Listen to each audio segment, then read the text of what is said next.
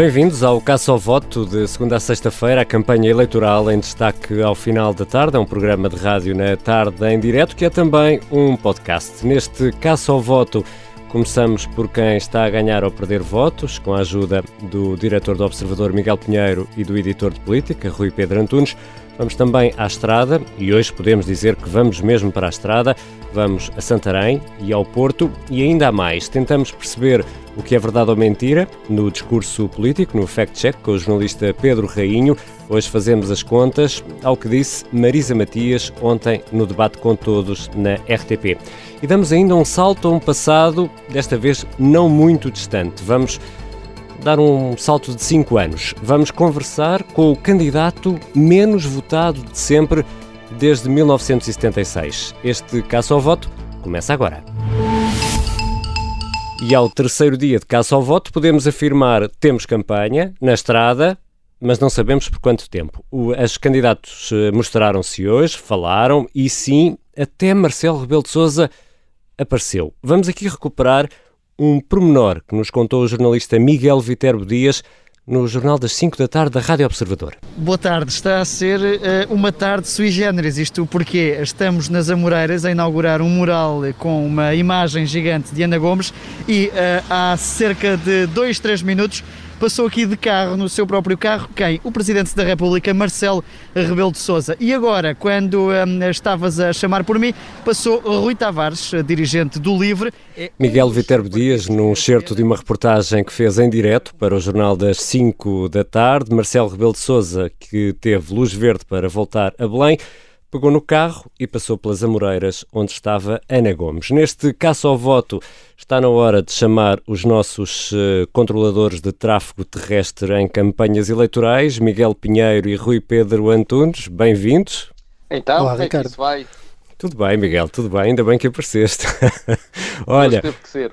Vamos... Está trânsito intenso no eixo norte-sul. Atenção que nas Amoreiras há muito trânsito esta tarde. Vamos começar a fazer contas a quem ganhou e quem perdeu votos. Vamos começar por quem perdeu. Rui Pedro, queres avançar? Sim, o meu quem perdeu é Marcelo Rebelo de Sousa, o que pode parecer contraditório, uma vez que ganhou no debate de ontem.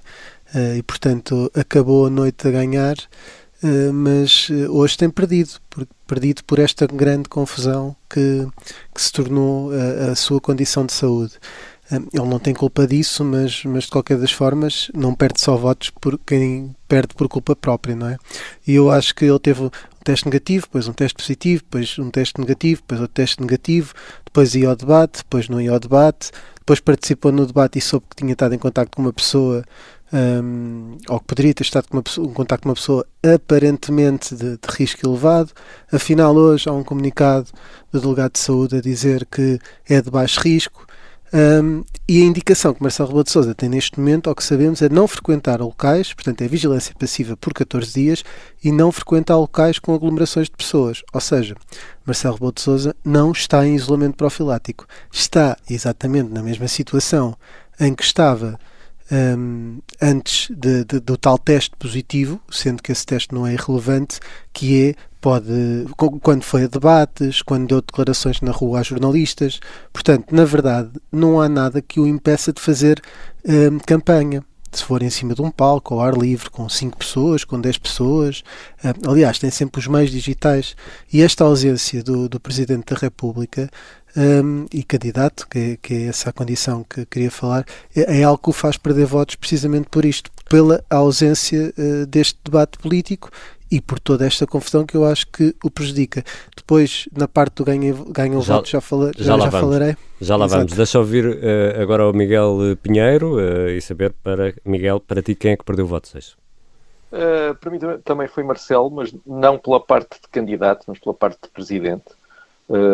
Já se passaram uma série de horas desde que nós soubemos que o nosso Ministério Público andou a vigiar jornalistas, andou a fotografá-los, andou a investigar matrículas de carros que entravam em edifícios onde esses jornalistas estavam, andou a vasculhar as contas bancárias de pelo menos um jornalista, soubemos que andou a transcrever conversas de jornalistas que nem sequer estavam a ser investigados. Já se passaram largas horas e o Presidente Marcelo Rebelo de Sousa, que tem como principal obrigação ser o garante da nossa democracia, das nossas instituições democráticas, ainda não disse nada. Como diriam os seus adversários nesta campanha, fala sobre tudo, comenta tudo e não tem uma palavra a dizer sobre isto. E quem ganhou, Rui Pedro Antunes? Quem ganhou? Para mim foi Ana Gomes. Ana Gomes tem sempre aquele estilo um bocadinho trapalhão, no sentido às vezes parece que tudo lhe acontece. Mas mesmo assim, vou dar aqui 2 ou 3 exemplos. Foi à PSP em Santarém, antes de André Ventura lá passar por Santarém, e disse que estava preocupada com infiltrações da extrema-direita nas forças policiais. Bom, isso não parece propriamente estar a dizer uma coisa desagradável no sítio onde vai. Mas de facto antecipou-se a André Ventura e foi a um local e a uma área que supostamente é dele. Depois teve a coragem de, em Santarém, uma terra taurina, ouvimos a Rita Diniz falar ligeiramente sobre isto de manhã aqui na Rádio Observador, perguntou se não havia uma forma assim menos chocante de fazer as touradas, não é? Eu lembro-me que Pedro Delgado Alves chegou a sugerir que as farpas fossem colocadas com velcro nos estouros, nos animais, e portanto perguntou, e o Presidente da Câmara de Almeirim respondeu-lhe que os 11 presidentes de Câmara da zona da Alzíria são todos a favor das touradas, e Ana Gomes insistiu, mas não há uma forma, e ao que ele respondeu de forma seca, não. Ou seja, pelo menos Ana Gomes ganhou votos no sentido que teve a coragem de, mesmo sendo contra ou estando a jogar fora de casa, de colocar e falar sobre temas que eram difíceis de falar de onde estava. E depois ainda conseguiu ter ali uma ação que poderia ser normal, que é um mural nas Amoreiras que estava a inaugurar, e teve algumas frases com graça, o que dá para perceber que ela até tem algum jeito em campanha, a dizer que, enquanto estava a colar o cartaz, que lhe fazia lembrar os tempos do MRPP. Isto pode ler-se no artigo da Rita Diniz e, portanto, até tem algum jeito. A somar a isto tudo, para dar mediatismo a esse momento, e eu acho que ela aí até ganha votos, Marcelo Rebelo de Sousa passou de carro, que é um momento muito insólito, como ouvimos no início deste caça ao voto, o Miguel Viterbo Dias a fazer referência a isso, e depois ainda Rui Tavares, quer dizer, melhor é impossível, acho que lhe correu bem e parece-me ter algum jeito para a campanha, ao contrário da máquina da candidata, que parece não ter muito jeito por alguns relatos e que já fomos lendo nos artigos sobre a campanha. Miguel Pinheiro, quem é que ganhou votos hoje? Eu ponho João Ferreira, que a ganhar votos hoje, recebeu e literalmente ganhou um voto, o voto de Isabel Moreira, deputada do PS, e foi tomar um café, ou pelo menos pedir um café, e ter um café em cima da mesa com o candidato do PCP. Na Geringonça, por causa da Geringonça, o PCP está habituado a ver votos a irem no sentido PCP-PS e a perder votos para o Partido Socialista. Este é um daqueles casos raros em que os votos vêm na direção contrária, vem o voto na direção PS-PCP. A Geringonça tornou possível estas coisas. Temos uma deputada do PS a apoiar um candidato do comunista. João Ferreira andava a anunciar há muito tempo que ia revelar apoios que mostravam que a sua candidatura não era apenas uma candidatura para fixar votos, e cá está este exemplo. Já sabíamos que Isabel Moreira o apoiava, mas agora concretizou-se, materializou-se o apoio. Miguel Pinheiro, já há pouco falaste nessa questão da investigação a jornalistas, que incluiu vigilâncias, fotografias, até quebra de sigilo bancário. Marcelo Rebelo de Sousa ainda nada disse sobre o assunto, mas outros candidatos reagiram. Sim, até Tino de Rãs reagiu, portanto, de facto, o Marcelo Rebelo de Sousa podia, talvez, se calhar já era hora de dizer qualquer coisa, não lhe ficaria mal. Rui Pedro? Sim, sem dúvida, os candidatos foram unânimes, mesmo admitindo que não conheciam bem o processo e com algumas cautelas. Tanto Ana Gomes como Marisa Matias condenaram tudo o que seja uma afronta à liberdade de imprensa, e André Ventura disse que a PGR teria que dar mais justificações e mais explicações, e até Vitorino Silva fez uma crítica a dizer que há uma liberdade que não pode ser afetada, é a liberdade de imprensa. João Ferreira foi assim mais contido, mas também obviamente enalteceu aquilo que é um valor que não deve ser questionável em democracia, que é a liberdade de imprensa. Rui Pedro Antunes, o editor de política, e Miguel Pinheiro, o diretor do Observador, marcamos já encontro para amanhã. Já a seguir vamos para a estrada.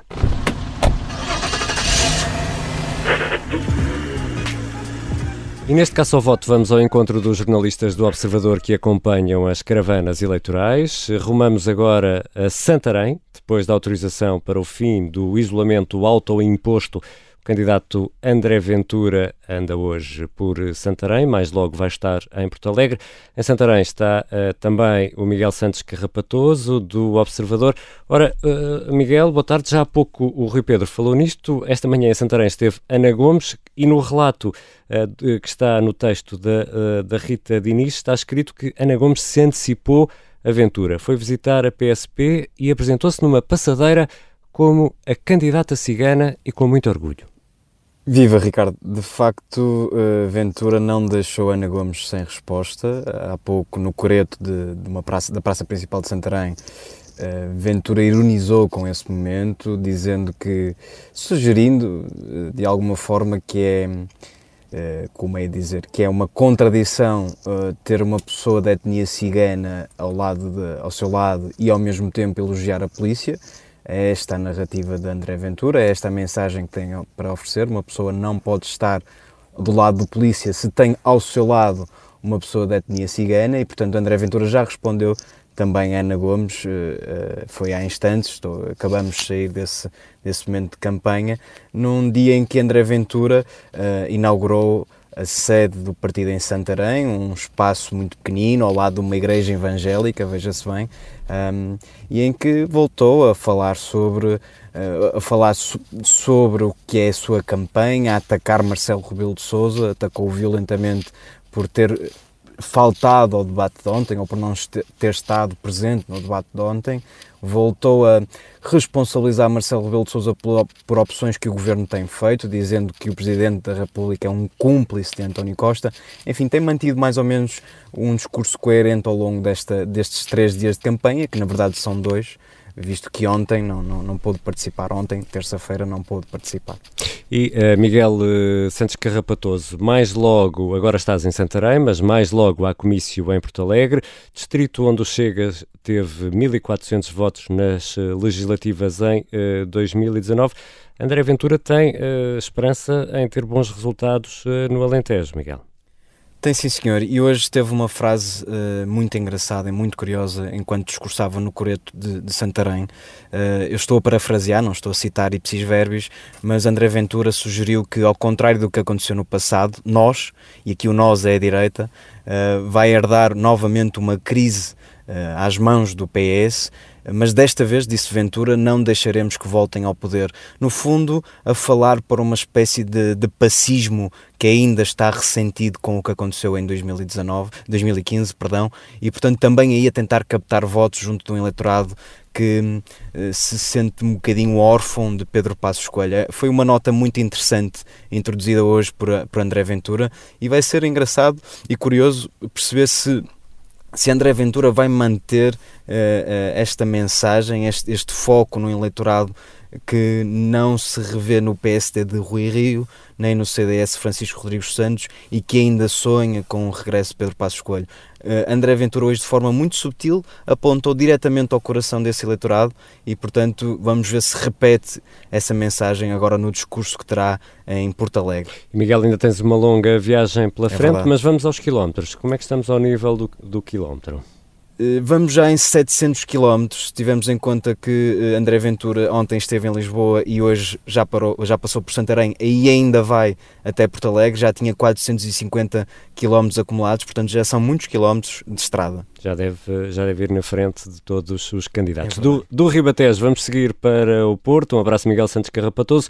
No Porto está Tiago Maia Gonçalves, o candidato apoiado pela Iniciativa Liberal, esteve esta tarde com Rui Moreira, encontro à porta fechada.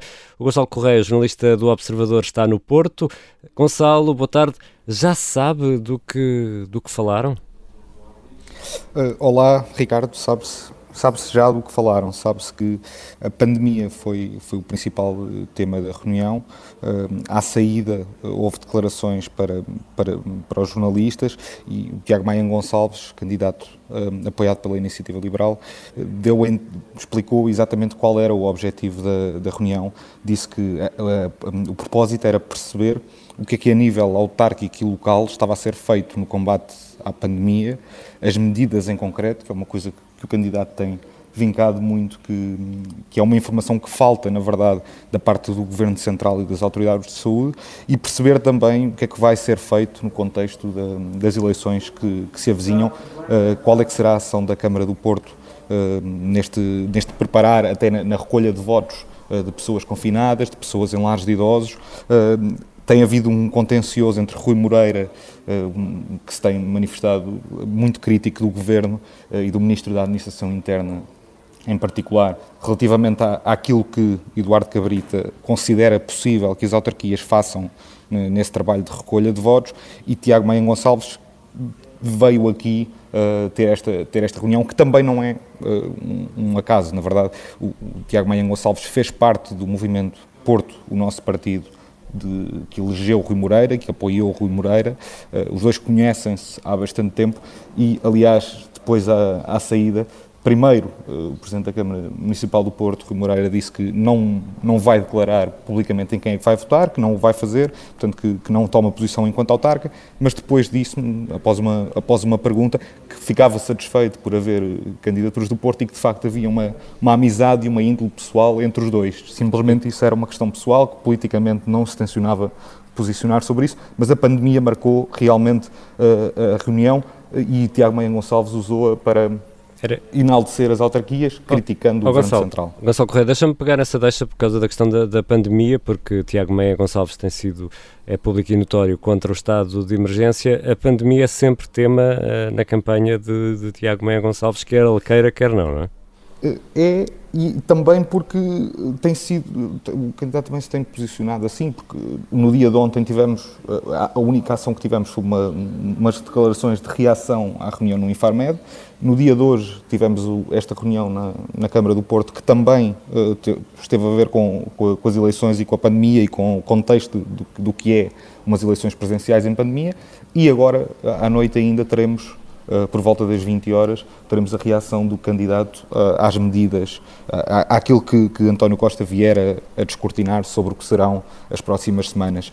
Mas há aqui um ponto também curioso, deixa-me só dizer, Ricardo, que embora o dia tenha sido muito à porta fechada, lá está, o Tiago Maia Gonçalves e a sua equipa vieram de Lisboa para o Porto esta manhã, almoçaram já no Porto, foram ter a reunião à porta fechada. Sabemos, por exemplo, um dado curioso que soubemos agora foi que pararam na mesma estação de serviço de Vitorino de Silva, outro dos candidatos presidenciais. Este tem sido um dia fértil em cruzamentos na estrada. Ora bem, aqui não houve cruzamento, atenção, o Vitorino já tinha partido, mas de facto tinha parado naquela estação a caminho de Coimbra. Vamos aos quilómetros, Gonçalo. Vamos aos quilómetros, hoje um bocadinho mais, com a deslocação de Lisboa para o Porto, para a Câmara Municipal e agora para o Hotel Boa Vista, onde Tiago Maia Gonçalves falará às 20 horas. Temos já um total de 347,4 km. Obrigado, Gonçalo. Gonçalo Correia no Porto, jornalista do Observador que acompanha Tiago Maia Gonçalves. Já a seguir vamos ao Fact Check, onde vamos fazer algumas contas, e logo depois a história do candidato menos votado de sempre desde 1976. Bem-vindo, Pedro Rainho, o coordenador de Fact Check do Observador. Olá, Ricardo. Hoje pegamos numa frase de ontem, do debate de Marisa Matias, sobre os custos de internamento de doentes Covid no privado. É isso, Pedro? É isso. Marisa Matias diz que quando começou a pandemia, os privados queriam cobrar 13 mil euros por cada doente com Covid-19. Quando começou a pandemia, os privados queriam cobrar 13 mil euros por doente. Ora, voltando aqui um bocadinho, olhando para esse momento do início da pandemia, o que nós percebemos é que esse valor, os 13 mil euros, era um valor máximo e dizia respeito a doentes internados com ventilação por mais de 4 dias. E era um valor que ia desde o momento em que os doentes eram referenciados até ao momento em que tinham alta, 12.861 euros, para sermos mais precisos.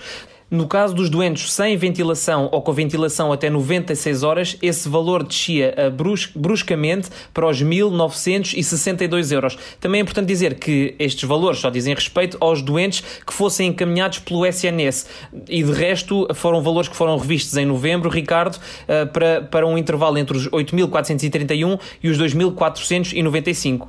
Ora, assim sendo, Pedro Rainho, sim, não ou talvez? É um conteúdo enganador. Isso implica usar aqui o carimbo cor de laranja. Um carimbo novo, é verdade. Queres fazer as honras? Se não te importas, hoje sou eu a carimbar, vou aqui pôr o carimbo laranja. Força. Já a seguir, um regresso a um passado recente. Vamos ao baú das presidenciais, contar a história do candidato menos votado numas presidenciais desde 1976. Lembra-se de Cândido Ferreira?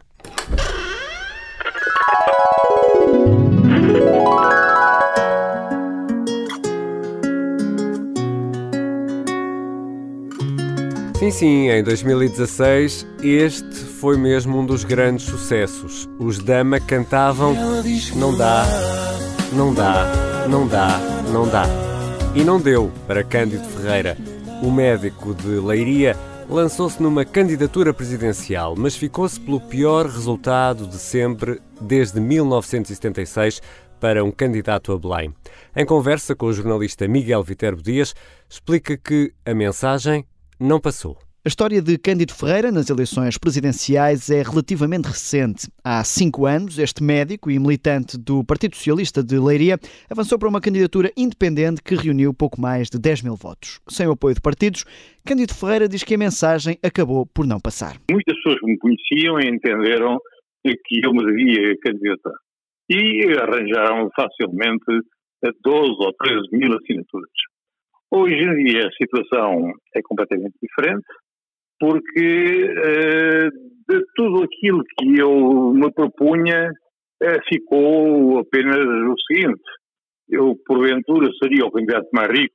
Qualquer das mensagens que eu queria fazer passar não foi admitida pela comunicação social, não foi transmitida às pessoas. As limitações na transmissão da mensagem levaram este médico a ser o candidato com menos votos de sempre numas eleições presidenciais. Ainda assim, diz Cândido Ferreira, conseguiu deixar uma marca. Estou neste estúdio por respeito aos milhares de apoiantes que subscreveram a minha candidatura e me apoiam. Esta é a única atitude digna de alguém que pretende jurar sobre a Constituição e defender os valores da República, da democracia e da pátria portuguesa. Muito obrigado. Sr. Tornão, como não posso convencê-lo a alterar essa sua posição... Não tem hipótese nenhuma. Muito obrigado. Deixe-me só que tirem o microfone. Tenho muita pena que não participe neste debate. Ao abandonar o debate da TVI, moderado por Paulo Magalhães, hoje assessor de Marcelo Rebelo de Sousa, o médico e militante socialista diz que esta atitude teve reflexos no calendário de debates para estas eleições. Não há nenhuma luta que não tenha alguns resultados. Um deles foi esse, portanto, conseguir que todas as candidaturas tivessem igual dignidade, porque são todas elas estão consubstanciadas em assinaturas de cidadãos que são igualmente válidos e, portanto, essa foi, de facto, uma das marcas que eu deixei ao abandonar, ao negar-me a submeter a debates em que tinha 11% do tempo de antena dos outros candidatos. 11%. Cândido Ferreira não se volta a aventurar numa candidatura presidencial, mas confessa que o leque de candidatos que se apresentam a votos agora, 5 anos depois, também não o convencem. Neste momento, perante esta perplexidade, eu próprio ainda nem sei bem em quem vou votar. E em 2021 há 3 repetentes destas eleições de 2016. Vitorino Silva, Marisa Matias e Marcelo Rebelo de Sousa, que venceu com 52% dos votos há 5 anos. A sonorização é do Bernardo Almeida. O Caça ao Voto regressa amanhã. Eu nem sei como começo. Fica tão difícil para mim e digo coisas sem nexo. Perguntas porque estou assim.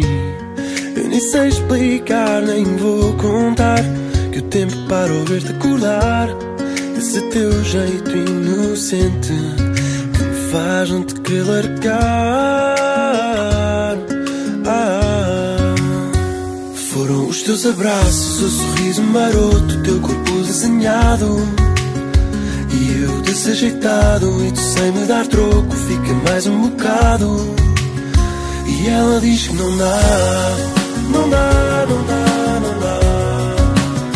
E ela diz que não dá, não dá, não dá, não dá. E ela diz que não dá, não dá, não dá, não dá. Tu não estás bem quando estás sozinha, eu não percebo se tu estás na minha. Mas vá lá, não fiques convencida, só porque és mais gira do que querida. E então eu sou um perdido e um achado, tu às vezes pões de lado, mas queres. E então eu penso em ti todos os dias, mas não sei se penso mais do que pedes. Foram os teus abraços, o sorriso maroto, o teu corpo desenhado e eu desajeitado, e tu sem me dar troco, fica mais um bocado. E ela diz que não dá, não dá, não dá, não dá. E ela diz que não dá, não dá, não dá, não dá. E ela diz que não dá, não dá, não dá, não dá. Não dá porque se nos teus olhos eu vejo que tu queres mais de mim, eu grito, mas tu não vens. Nem tens alguém que te provoque, te deseje, te toque, te faça rir, te espere e te leve no meu hip hop. Quero ter-te por perto, vem ter comigo, és tu que escolhes. Nunca houve mais ninguém, tens o meu mundo nos teus olhos. Nada é incerto e tu és essa vontade de ter, de te querer, de sentir, escrever e dizer que és aquilo que eu preciso. Então eu sei que valia a pena, só não sei se são os meus abraços que te sabem a pouco e tu queres o teu espaço. Será que sou passado ou isto é só um jogo para me teres ao teu lado? Mas ela diz que não dá, não dá, não dá, não dá. E ela diz que não dá, não dá, não dá, não dá. E ela diz que não dá, não dá, não dá, não dá. E ela diz que não dá, não dá, não dá, não dá.